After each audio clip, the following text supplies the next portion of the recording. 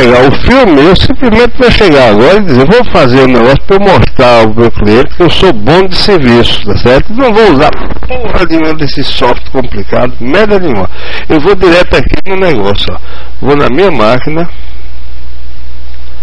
e uso o software gratuito da Microsoft, que é este.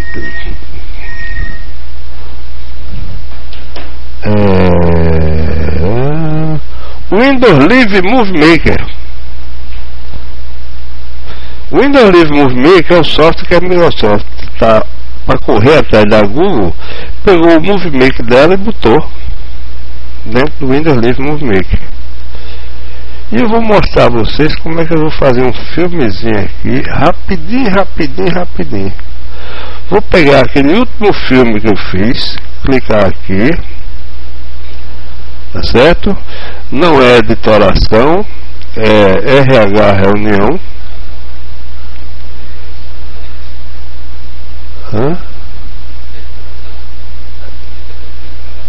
Tá lá? Então, porra. RH reunião. Vou pegar esse vídeo e digo, traga essa criança pra cá. Ele veio pra cá e botou. E eu começo a dizer, passa esse danado. Esse porra ficou uma merda, ó. Tá certo? Aí eu vou pra cá, ó. Faz o seguinte, vem pro começo, vem pra cá. Estou em editar, aqui tem um termozinho chamado dividir, tá certo? Aí eu venho pra cá.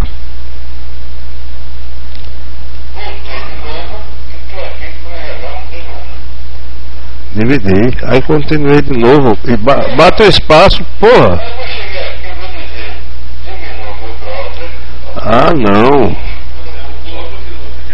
Não, quer até a porra. Aí eu vou pra cá, digo, vá pra cá. Tiro, porra. Certo?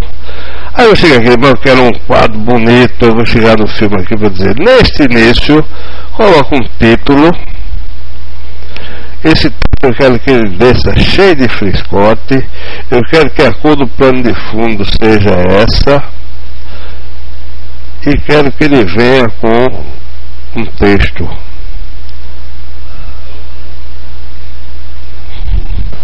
Novo mundo.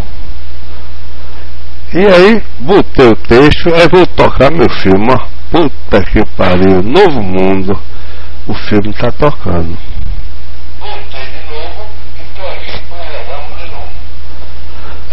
Quando eu quiser o filme pronto, eu abro uma conta minha no YouTube e faço o seguinte, ó.